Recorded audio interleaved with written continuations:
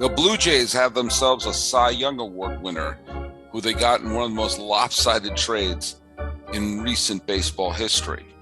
Meanwhile, a previous Cy Young Award winner and a future Hall of Famer is going back to his previous team, and yes, this is what I look like. This is Locked On MLB.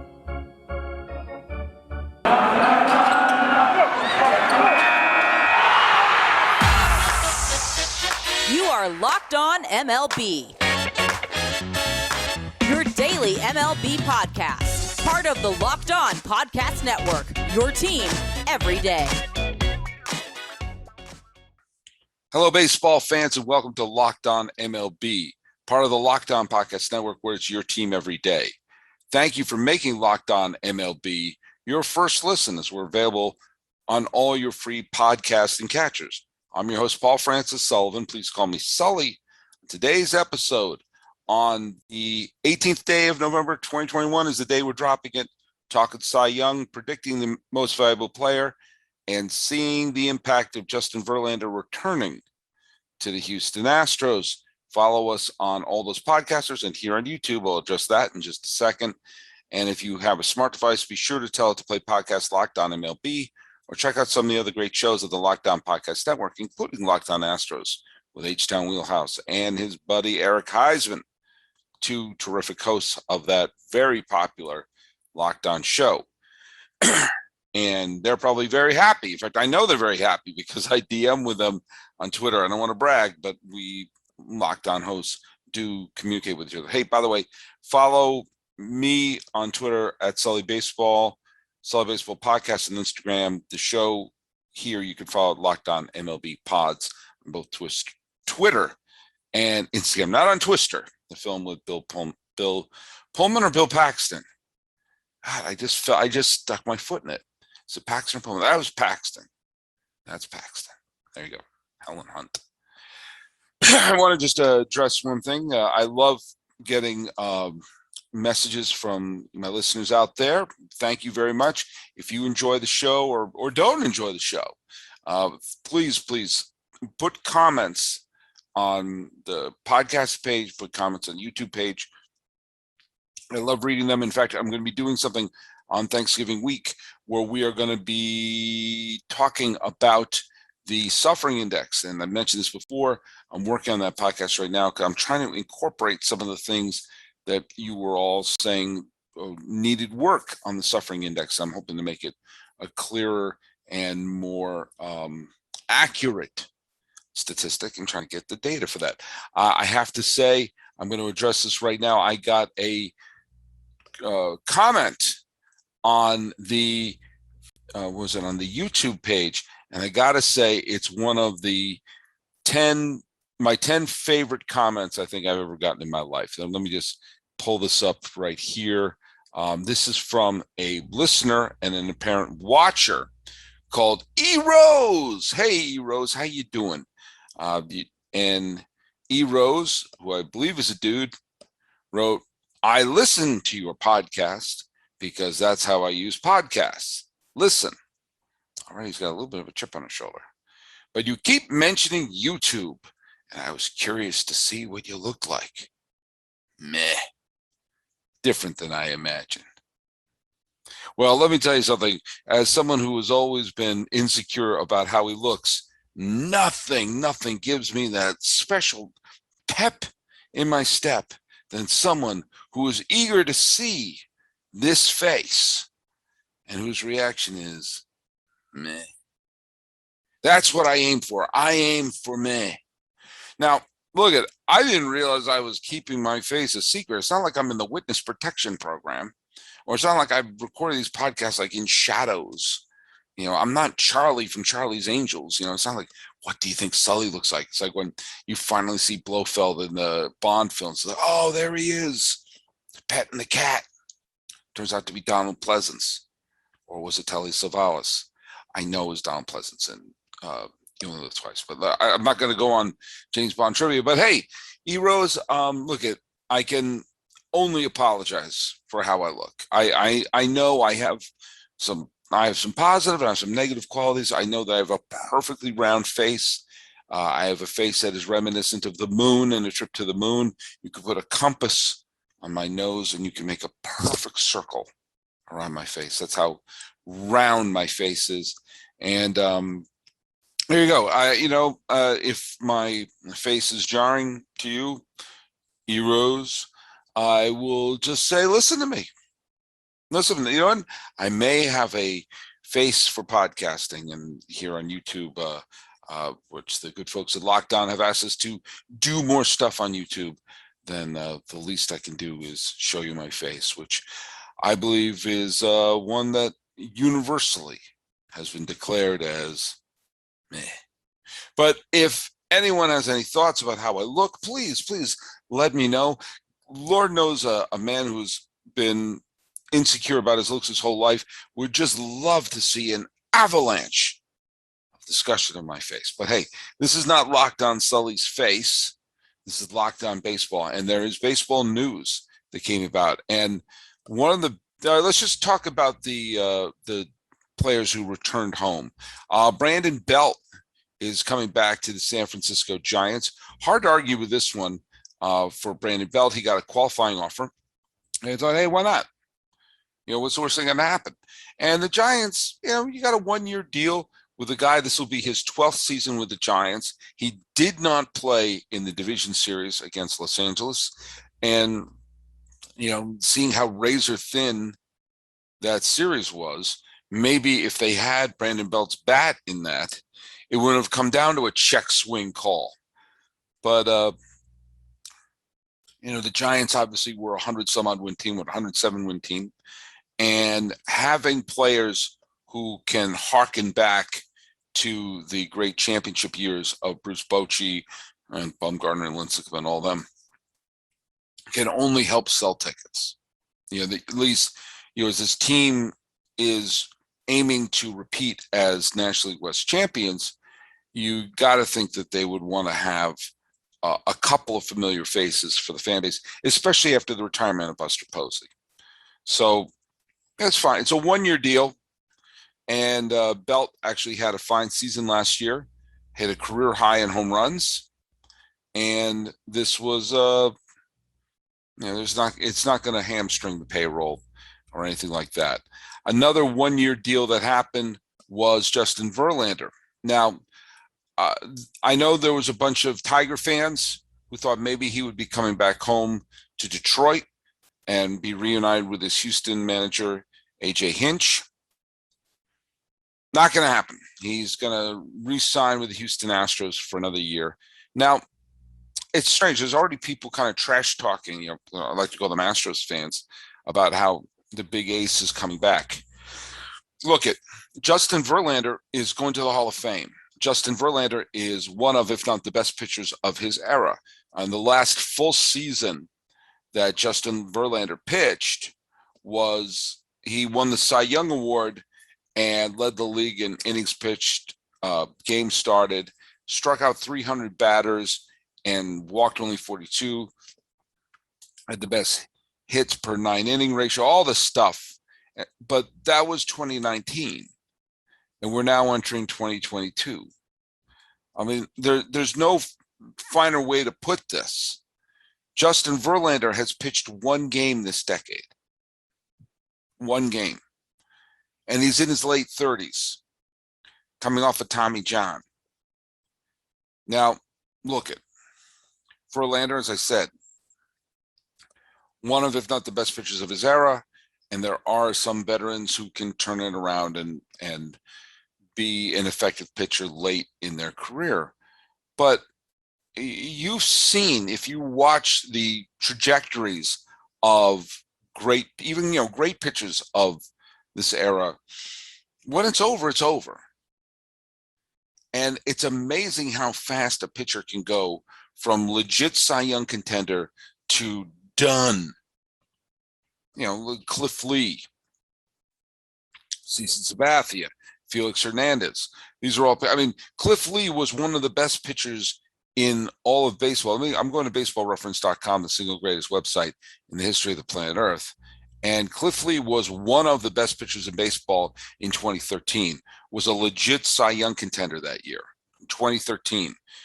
By the end of the 2014 season, he was done. It's tough to rebound when you're in your late 30s and you're coming back from serious injuries, as Verlander has. Will have missed 2 full seasons and is now in his late 30s. It's not impossible, but there's a certain gloating that I'm seeing online about the Verlander signing, which is like, well, you got a guy who's pitched one more game this decade than me. You're not getting Verlander circa 2019. It's a 1-year deal, so it's smart, and you're going to get that veteran leadership, and maybe it can rub off on them, and it doesn't hurt. I mean, Verlander was a big reason why whatever thoughts you have of the 2017 World Series title and its legitimacy and everything like that, Verlander was a very big part of that. Now, how much do you want to attribute to Spider Tack and all that? I'm not here to tell you what to do. Verlander has had an undeniably great career and had a great impact on Houston, and he's coming back. Not a long-term deal. Kind of smart, but don't expect too much. I mean, like Corey Kluber is another one who was a great pitcher, multiple Cy Young Award-winning pitcher, who was injured for a little bit, signed with the Yankees, gave the Yankees a couple of highlights, including a no-hitter, but ultimately, he'd missed a few seasons for a reason. Justin Verlander's missed a few seasons for a reason, and he's not going to be a workhorse. He's coming off a Tommy John surgery. So, Houston fans who feel the need to gloat as if he's coming back and it's going to be 2017 all over again, you know what? Pump the brakes a little bit. You do just ease up a little bit on the throttle and relax. And no better way to relax than to grab a Built Bar. Thanksgiving's coming up. They got all the good food and treats, plenty of them. But if you want a yummy dessert that isn't so full of calories and sugars, boom, get yourself a Built Bar. It's the perfect time for Built Bars, the new holiday dessert. One slice of pie has upwards of 300 calories, and that's on the low end. Most Built Bars have only 130 calories, 4 grams of sugar, and plenty of protein. Replace that raspberry pie with raspberry Built Bar, which is my personal favorite flavor. Low calorie, low carb, low fat, high protein, covered in 100% real chocolate. Look at lots of tension is going to be coming up in these family gatherings. So, but let's avoid politics. Oh, let's avoid religion. Oh, let's avoid these social issues and these social questions. Oh, we can all agree on Built Bar. And there's nothing like Built Bar Black Friday. Mark your calendar. Black Friday will be a huge event with all sorts of surprises. Go to Built.com, use promo code LOCK15, you get 15% off your order. Use promo code LOCK15 for 15% off at Built.com. Okay, the Cy Young Award was announced today, and we saw the results, and we saw that Corbin Burnes got the award for the National League, and he had an absolutely wonderful season. And this is 4th season in baseball, first full season as a starter. He came up in 2018 as a 23-year-old relief pitcher for the Milwaukee Brewers, pitched in 2019 as a reliever as well, got some starts in 2020, and suddenly became a Cy Young Award winner as a 26-year-old. Led the league in earned run average, led the league in ERA plus, FIP, home runs per 9 innings, and strikeouts per walk ratio. All those worked in his favor. And Corbin Burnes, who was a part of the Brewers team that got to within 1 win of the World Series in 2018, is ready to turn on. He pitched quite well in the division series against Atlanta, throwing 6 shutout innings in his 1 start that he had. But alas, the Braves wound up winning the World Series. But it was Corbin Burnes had a terrific year with Milwaukee.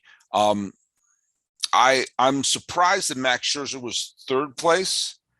after Wheeler, I knew it was going to be a tight race with Burns, Wheeler, and Scherzer, all legitimate candidates. I probably would have voted for Scherzer for the Cy Young Award based upon, his overall season and just how incredible he was in his 11 starts with the LA Dodgers. But I can't complain about that because I have what's called the Coen Brothers rule, which is if someone has won an award already, especially multiple times, I can't complain if they don't pad their resume. Max Scherzer has three Cy Young awards. So it's tough for me to be mad that he doesn't have more Cy Young awards, but if he's now going to be a free agent and, there you go. I wonder if he's going to return to LA. I wonder if he's going to return to Washington. That may make the most sense. But anyway, I digress. Congratulations to Corbin Burns for a tremendous season and winning the Cy Young Award. I know he listens to Locked On MLB. In the American League, you saw Lance Lynn and Garrett Cole get consideration, but it was Robbie Ray who won the Cy Young Award. And there's a couple of things I want to point out about the Robbie Ray winning the Cy Young Award. First of all, he had a wonderful season, and I think he deserved it. I think there was no instance of that one super dominant pitcher throughout the American League this year. And Robbie Ray, who is now a free agent, had about as good an all-round season as you're going to have in the American League this year. The best ERA in the American League, the most innings pitched in the American League, the most strikeouts in the American League. He had 2/3 of the proverbial pitcher's triple crown there. Best ERA plus, best WHIP, terrific all-around year. It's tough to argue with that. Now, there's two weird things about Robbie Ray. First of all, he came up through the Tiger organization. I don't know if you remember that. He was a Tigers farmhand and came up and pitched in a little bit in 2014. Didn't pitch in the postseason that year, but he did pitch 9 games, 6 of them starts for the 2014 Detroit Tigers. Now, he won a Cy Young Award on that team. He did not for it, but he was on that team and eventually became a Cy Young Award winner. Justin Verlander, who I mentioned earlier, was on that team and Cy Young Award winner. Max Scherzer, who I mentioned, was on the team as a Cy Young Award winner. Rick Porcello went on to win a Cy Young Award. David Price was on that team, and he had won a Cy Young Award. All those Cy Young Award winners on that one team, and yet they were unceremoniously swept by the Baltimore Orioles in 2014. It's just strange that one year there was so much great pitching talent on that team, and lo and behold, boom, gone. The other thing, though, is that he was traded in this multiple team trade that ultimately sent Didi Gregorius to the New York Yankees, and he wound up in Arizona and had a couple of wonderful years in Arizona, including 2017 when the Diamondbacks got to the division series, and he was an all-star that year. Well, he had a good but not great 2019 and had a rotten 2020, which was the COVID year. And that was a year that the Diamondbacks gave up on Robbie Ray and sent him packing to Toronto for Travis Bergen. Now, Travis Bergen, it was straight 1-for-1. Robbie Ray for pitcher Travis Bergen. Travis Bergen is 26 years old. He pitched 7 games in relief for that Diamondbacks team, and that was it. And then the Blue Jays purchased his contract. And that's kind of the brilliant thing, that the Blue Jays traded a left-handed reliever who was okay, not great, and went on to have an pitched 7 games for the Diamondbacks, and they bought it back. They bought him back, and he wound up pitching well in 9 relief appearances and 1 start for the 2021 Toronto Blue Jays. And that means that the Blue Jays got a Cy Young Award winner for a player who they got back anyway. So during the 2021 season, Robbie Ray was teammates with a player who the Blue Jays traded to get him. They got essentially a Cy Young Award winner for nothing, for the cost of having a pitcher pitch in Arizona for 7 games. That has to be one of the most lopsided trades in recent memory, where a team basically got a Cy Young Award winner for nothing. That's crazy. It's crazy. But there you go. If you went into this season saying, oh, who's going to be the Cy Young Award winner in the American League, who would have bet on Robbie Ray? Seriously, who would have put money down on that? I think the answer to that is nobody. But if you're going to make bets, go to BetOnline. Head to our new updated desktop or mobile website to sign up today for free and receive your 50% welcome bonus on your first deposit. Use promo code LOCKEDON to receive your bonus. From basketball, football, baseball, hockey, boxing, UFC, right to your favorite Las Vegas casino games. Don't wait to take advantage of all the amazing offers for the 2021 season. BetOnline is the fastest and easiest way to bet on all your sports. BetOnline, it's where the game is. All right, your pal Sully is getting a little tired, but I do want to post this episode and show my smiling face. Weird National League MVP is going to be unveiled tomorrow. Bryce Harper, who some people were booing as if he was overrated and had this aura of not being the big star that the Phillies thought he was, but he could very well win the MVP this year. The other one is Juan Soto, whose MVP candidacy was probably increased after the Nationals traded anything that wasn't nailed down, because, first of all, Soto's on-base percentage went through the roof, because why the heck would you pitch to him? But this is a guy who will probably eventually win an MVP, and might as well be now. After the trades were made, his value was shown because he was the only hitter who pitchers feared, essentially. The other National League MVP finalist is Fernando Tatis Jr., and he would be my vote personally. Had such a tremendous year. The only knock against him would be that the Padres collapsed on his watch, but they didn't collapse because of him. So I just think it's an individual award. I would go Tatis Jr. I don't have a problem with any of the nominees there. The American League is weird, and Stacey Gotsulias of Locked On Yankees pointed this out, that the Blue Jays have the Cy Young Award winner and 2 MVP finalists in Vladdy Guerrero Jr. and also Marcus Semien. And yet the Blue Jays still didn't make the postseason. As Stacey Gotsulias said, that just shows you how messed up the American League East was. But anyway, I think that the American League Cy Young Award winner is going to be Shohei Ohtani, just because he brought value.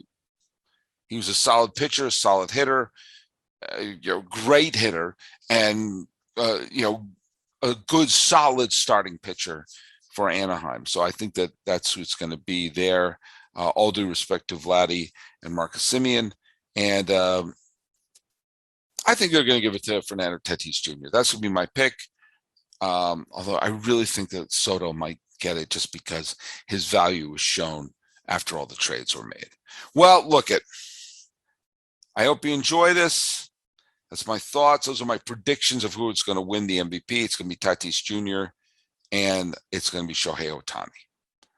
And there you go. By the way, thanks again so much for making Locked On MLB your first listen If you got to have a second listen, make it Locked On Bets, which is your daily one-stop shop for all your gambling needs. Locked On Bets is hosted by your boy Q with expert analysis from Lee Sterling.